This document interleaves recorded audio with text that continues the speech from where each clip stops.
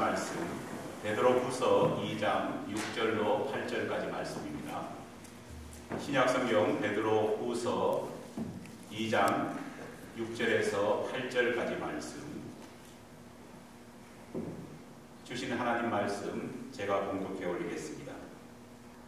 소돔과 고모라 성을 멸망하기로 정하여 제가 되게 하사 후세에 경건하지 아니할 자들에게 본을 삼으셨으며 무법한 자들의 음란한 행실로 말미암아 고통당하는 의로운 롯을 건지셨으니 이는 이 의인이 그들 중에 거하여 날마다 저 불법한 행실을 보고 들음으로 그 의로운 심령이 상함이라. 아멘. 해가 서쪽 하늘을 뉘어뉘어 넘어가고 있었습니다. 하지만 롯은 여전히 성문 어귀에 앉아 있었습니다.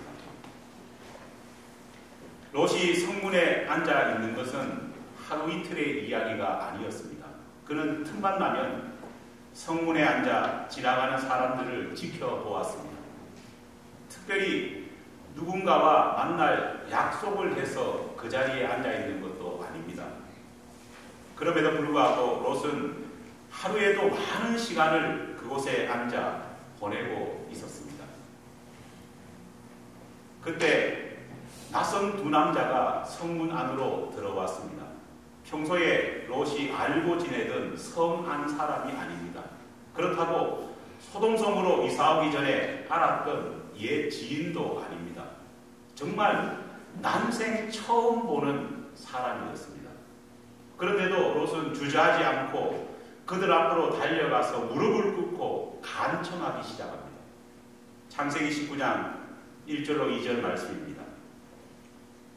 저녁 때에 두 천사가 소돔에 이르니 마침 롯이 소돔 성문에 앉아 있다가 그들을 보고 일어나 영접하고 땅에 엎드려 절하며 이르되 내 주여 돌이켜 종의 집으로 들어와 발을 씻고 주무시고 일찍이 일어나 갈 길을 가소서. 주인님, 제발 종의 집으로 가셔서 오늘 밤 쉬다 가십시오. 제가 발도 씻어드리겠습니다. 편안하게 주무신 다음 아침 일찍 일어나 가시던 길을 가십시오. 도무지 이해가 되지 않는 광경입니다. 처음 보는 사람 앞에 왜 롯은 이렇게 굽신거리는 것일까요? 굽신거릴 것이라면 롯이 아니라 오히려 소돔성을 처음 방문한 두 나그네가 오히려 롯에게 굽신거려야 마땅합니다. 왜냐하면 그들은 이미 밤이 깊어감에도 불구하고 아직 잠자리를 정하지 못했기 때문입니다. 롯에게 하룻밤 지낼 곳을 좀 알아봐 주십시오. 그렇게 간청해야 할 것 같습니다. 하지만 롯은 그런 나그네들에게 달려가서 오히려 자기 집에 가자고 애걸복걸을 했습니다. 더욱 이해할 수 없는 것은 롯의 이런 호의에 대해서 두 나그네는 단칼에 거절하는 겁니다. 괜찮소. 우리는 이곳 거리에서 밤을 지새울 생각이요. 호의가 칼같이 잘려졌음에도 불구하고 분명 나그네의 그러한 모습을 보면서 화가 났을 것도 한 롯임에도 불구하고 이상하게 롯은 포기하지 않고 계속 두 나그네에게 자신의 집으로 가자고 간청합니다. 결국은 두 나그네는 롯의 이 계속되는 간청에 이기지 못해서 롯의 집에 함께 가게 됩니다. 소돔과 고모라 이야기는 우리 크리스찬들이 너무나도 잘 아는 그런 사건입니다. 보통 크리스찬들은 이 사건을 동성애에 찌든 타락한 소돔 사람들이 자신을 심판하러 온 천사들도 알아보지 못하는 그런 모습 속에서 더 큰 그들을 욕보이려고 하는 천인공노할 죄악을 저지르다가 결국 하나님의 심판을 받은 사건이다. 그렇게 생각합니다. 그래서 후대 사람들에게 동성애라는 것이 얼마나 큰 죄가 되는지를 이 사건을 통해서 강력하게 하나님이 경고하고 계신다. 그렇게 생각합니다. 하지만 소돔과 고모라 이야기의 핵심, 진짜의 핵심은 동성애에 물든 그런 사람들을 향해서 강력하게 경고하는 그런 것이 아닙니다. 소돔과 고모라의 멸망 사건을 통해서 하나님이 정말로 말씀하시기를 원하시고 더 중요하게 여기신 메시지는 따로 있습니다. 만약 이 사건이 동성애에 물든 그 도성 사람들을 심판하는 사건에만 초점이 맞춰져 있다면 자칫 소돔과 고모라에 멸망한 이 사건은 나와 상관없는 그런 남의 이야기가 될 뿐입니다. 왜냐하면 우리는 동성애를 저지르지 않기 때문입니다. 앞으로도 우리는 동성애의 죄를 범하지 않을 것이기 때문입니다. 전혀 나와 상관없는 그런 이야기로 비춰질 수 있습니다. 성경에 기록된 소돔과 심판에 관한 여러 구절들을 살펴보면요, 이 사건은 동성애와 동성애에 물든 사람들을 향한 것이 아니라 오히려 죄악에 물든 그 도시에 살았던 신앙인 롯에게 초점이 맞추어져 있음을 우리는 발견하게 됩니다. 죄악된 도시에 죄로 물든 이웃들과 함께 살았던 의인 롯이 어떻게 유혹을 이겼는지, 아니 근본적으로는 왜 그런 의인이고 그런 신앙인 롯이 죄가 만연한 이 도시에 계속 머물렀는지, 계속 살았는지 하나님께서는 질문하고 계십니다. 어쩌면 소돔과 고모라의 이 이야기는 죄로 물든 환경 속에서 오늘도 살아가고 있는 우리 자신들을 향한 하나님의 이야기인지도 모릅니다. 소돔과 고모라 이야기를 읽으면서 우리에겐 몇 가지 풀어야 될 질문들, 의문들이 있습니다. 첫째, 우리가 풀어야 될 의문은 왜 롯은 성문 어귀에 앉아 있었느냐라는 문제입니다. 왜 그는 매일매일 성문 앞에 가서 그곳에 앉아 있었던 것일까요?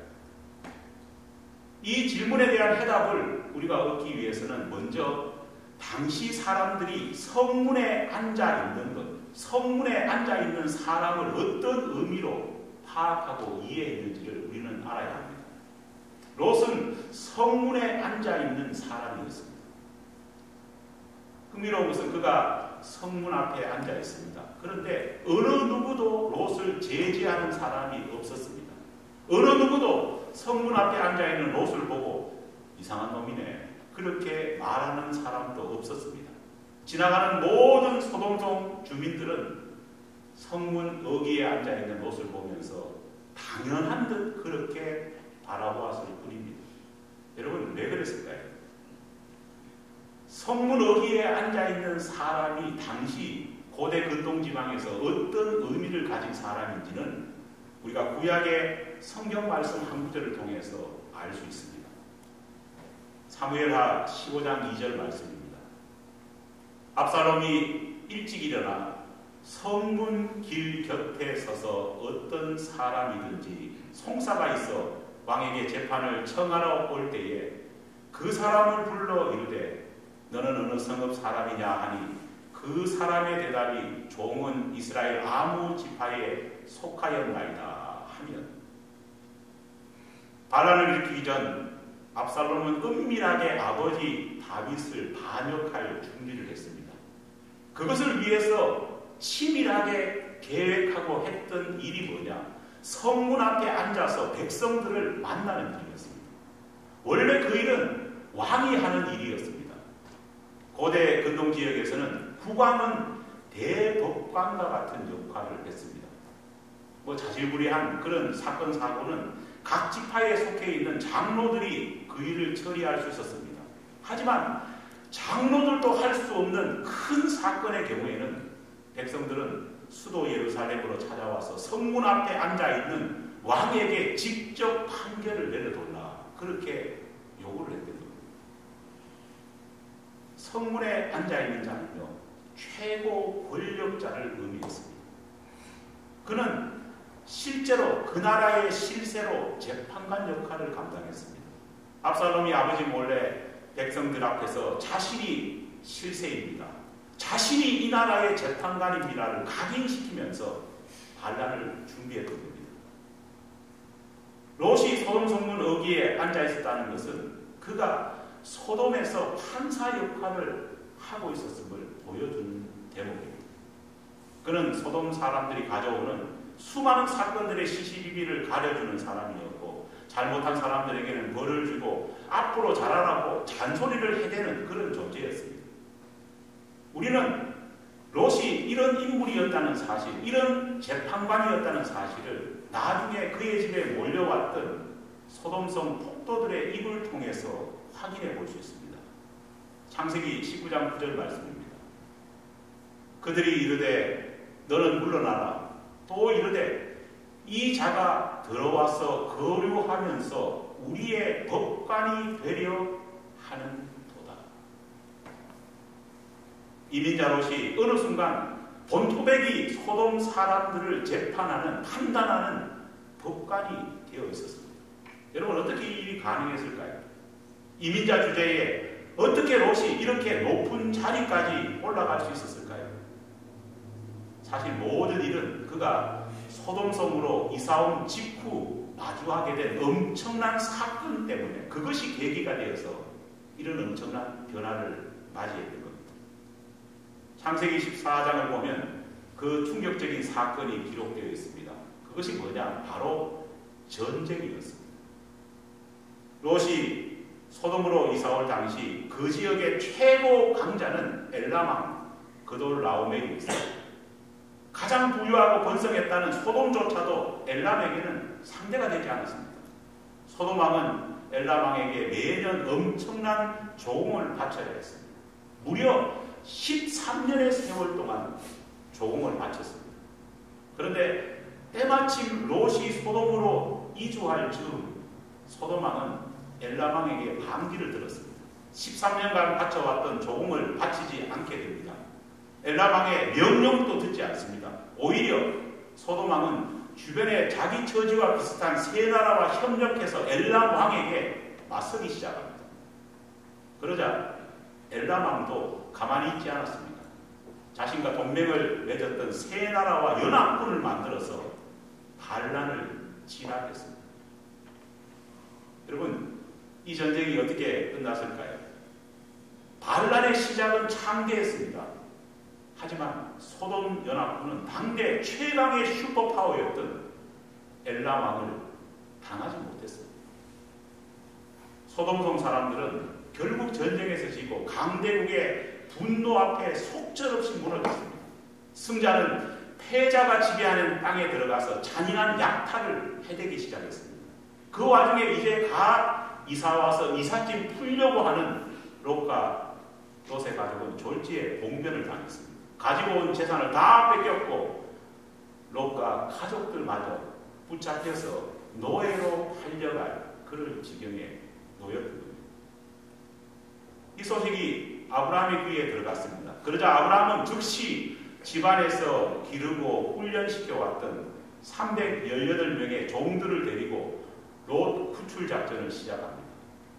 여러분 놀라운 것은요, 아브라함은 그냥 부족에 불과하지 않습니까? 그것도 작은 부족입니다. 상대는 뭡니까? 국가, 나라입니다. 그런데 아브라함이 데리고 있던 사병과도 같은 그런 318명의 종들을 데리고 엘람왕이 이끌고 있는 연합군과 붙었습니다. 그런데 어떤 일이 벌어졌을까요? 저쪽은 이미 대승을 거두어서 상위도 충천한 상태에 있습니다. 그런데도 아브라함은 고작 318명의 종을 데리고 그들을 완전히 격파해버리고 말았습니다. 아브라함이 엘람 연합군을 속된 말로 박살을 내버린 겁니다. 아브라함은 포로로 잡혀간 조카 롯과 그의 가족들은 물론이거니와 소돔성에 잡혀갔던 수많은 사람들을 구출했습니다.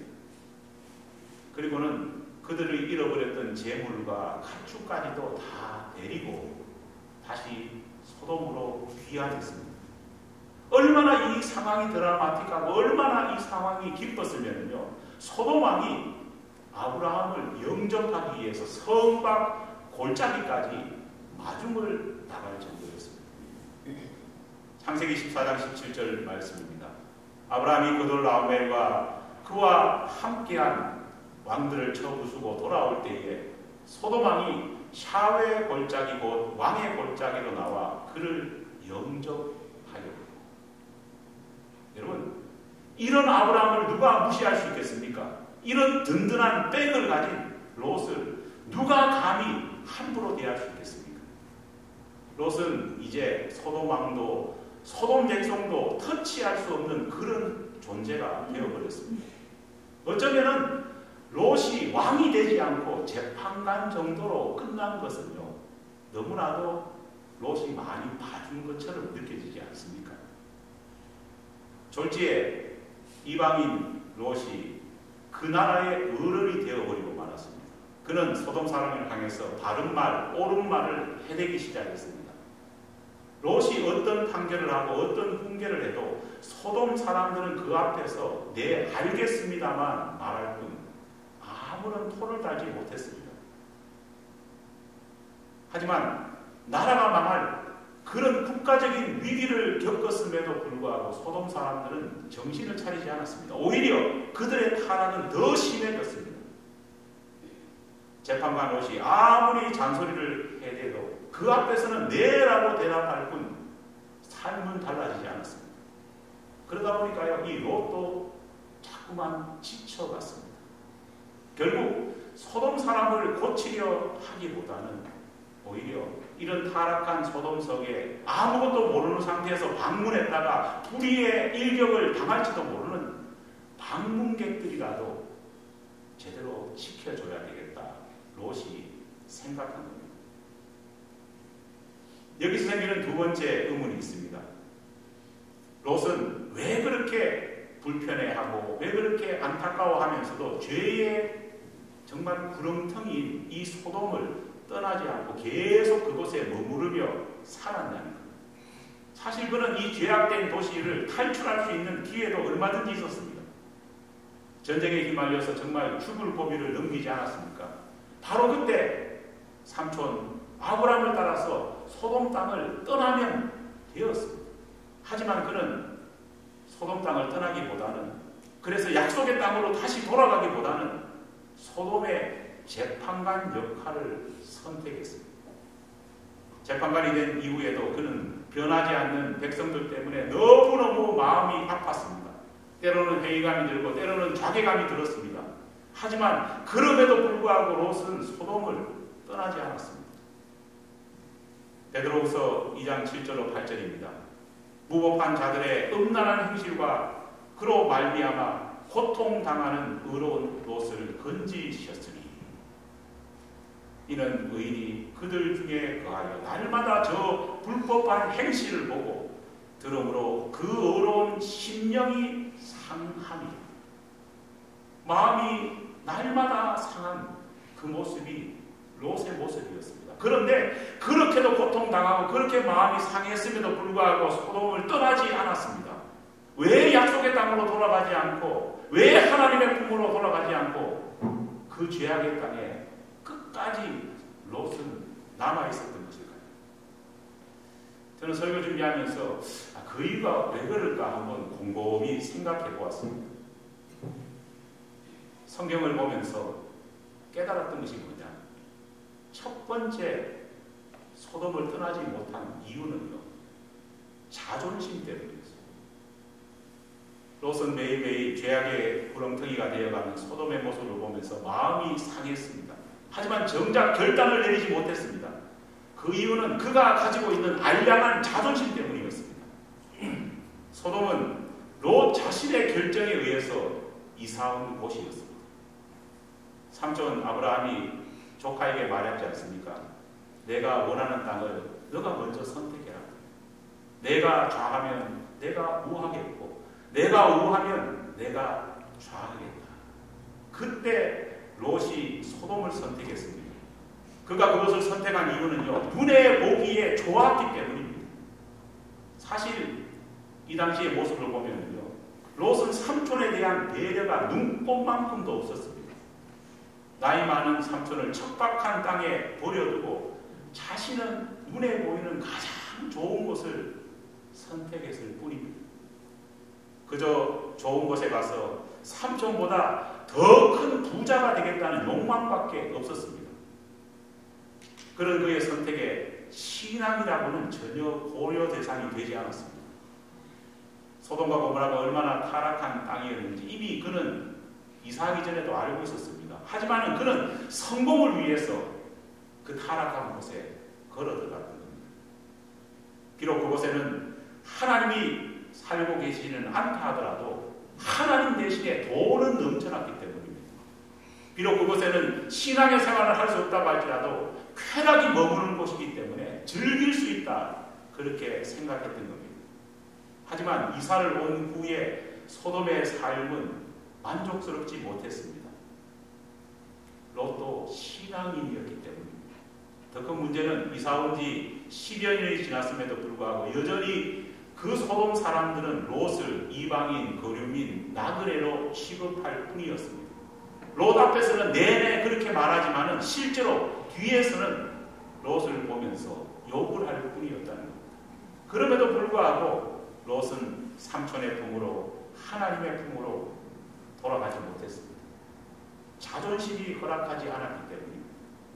돌아간다면 스스로 자신을 실패자로 인정하는 꼴이 되고 말았기 때문입니다. 다른 곳으로는 갈 수 있지만 삼촌에게만은 돌아갈 수 없었습니다. 아니, 가고 싶지 않았습니다. 결국은 이런 알량한 자존심이 자신과 가족들을 파탄나게 만든 것입니다. 아내는 죽고 두 딸은 근친상간의 죄를 저지르는 그런 모습을 보이게 됩니다.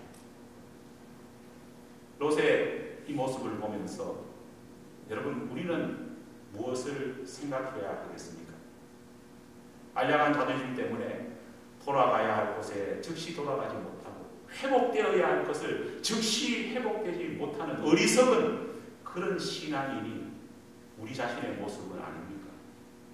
알량한 자존심 때문에 하나님 앞에 돌아오기를 주저하고 하나님 앞으로 회복되기를 주저하는 어리석은 신앙인이 우리는 아닙니까?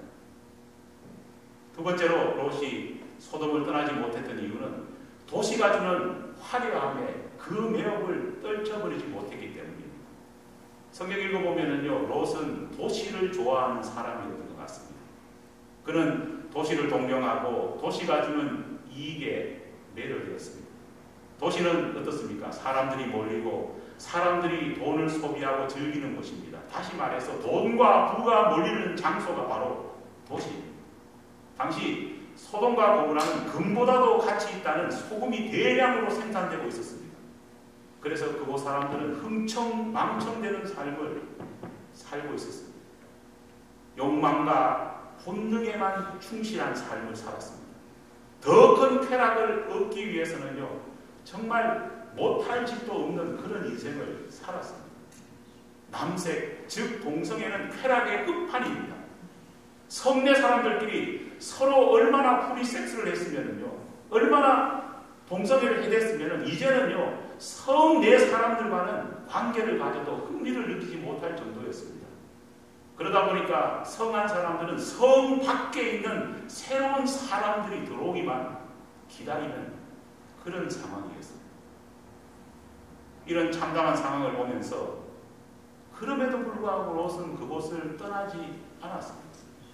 여러분, 그렇다고 해서 롯이 소돔성 사람들처럼 타락했느냐? 그렇지는 않습니다. 롯은 모든 사람들이 빠져있던 동성애에 빠지지 않았습니다. 심지어 그의 자식인 두 딸마저도 동성애에 물들지 않게 했습니다. 어떻게 아느냐?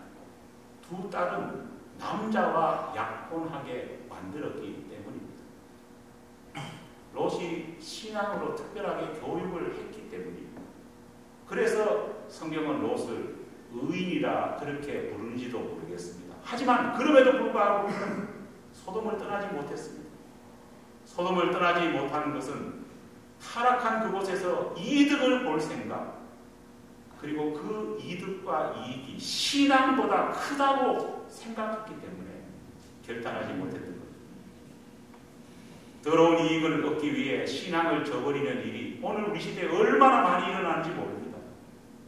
주일 예배 때는 신실하고 정직한 신앙이냐 그런 모습을 보이지만은 밖에 나가서 6일 동안의 세상 살면서는 오직 이득과 이익을 보기 위해서 정직과 신실함에 눈 감아버린 교인들이 얼마나 많은지 모릅니다.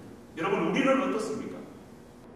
마지막으로 롯이 소돔을 떠나지 못한 이유는 도시인이라고 하는 자긍심 때문이었습니다. 앞서 말했던 것처럼 롯은 도시를 엄청 사랑했습니다.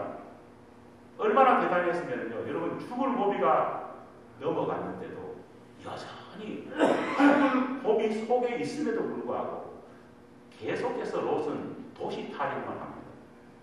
하나님의 천사가 롯에게 가족들을 데리고 빨리 산으로 대피하라 말합니다. 유황불비가 막 쏟아지는 급한 상황 속에서 이제는 천사도 마음이 급해가지고요, 롯과 가족들의 손을 붙잡고 달려가기 시작합니다. 빨리 가까운 산으로 달려가라. 그래서 너의 안전을 유지해라. 그렇게 말합니다. 그런 급박한 상황임에도 불구하고 산으로 달려가라고 하나님이 명령하셨지만은 롯은 뭐라고 말합니까?